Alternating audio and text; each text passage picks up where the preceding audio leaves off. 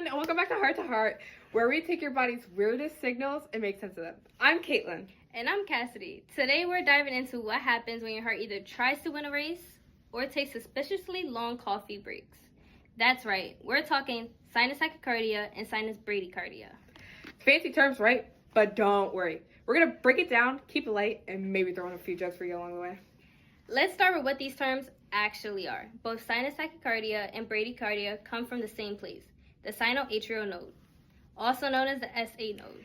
It's like the heart's conductor, sending out signals that tell your heart when to beat. Think of it as the metronome for your blood-pumping orchestra. In sinus tachycardia, that conductor is going too fast, more than 100 beats per minute.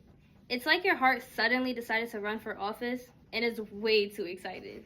In sinus bradycardia, is the opposite. Less than 60 beats per minute, your heart's like, why rush? We got all day. Important note, the rhythm is still regular and controlled by the SA node. In both cases, it's just faster or slower than normal. So what makes your heart speed up like it's late for a flight? Lots of things. Fever, dehydration, anxiety, pain, anemia, overactive thyroid, exercise, or even love. Yep, romance can cause tachycardia. Science says so. Also, caffeine. Your fifth cup of coffee might make you feel productive, but your heart is filing a noise complaint. Bradycardia, on the other hand, can happen in people who are super fit, like professional athletes, or from things like hypothyroidism, aging, certain heart medications, or even sleep.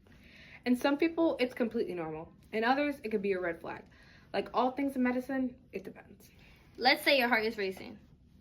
How would you know it's sinus tachycardia? You might feel your heart pounding in your chest like it's auditioning for a drum solo. You could also feel short of breath, dizzy, tired, or anxious. Now what if it's sinus bradycardia?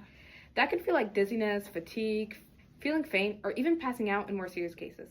Or you might not even feel anything at all. That's the tricky part. Some people with slow or fast heart rates feel totally fine. Others, not so much. That's why it's important to look at the whole picture, not just the numbers. When someone comes in with symptoms, or we pick up an abnormal pulse, what do healthcare providers do? First, we check the vital signs, the heart rate, blood pressure, oxygen levels, the whole routine. We listen to the heart with a stethoscope. Is it fast, slow, strong, weak, or regular? Then comes the history. What's been going on? Are you sick, stressed, on medication, exercising more than usual? Or, let's be honest, drinking energy drinks like water. We also ask about things like thyroid problems, heart conditions, if you had similar episodes before. Because context is everything. A heart rate of 55 in a retired Navy SEAL, probably fine.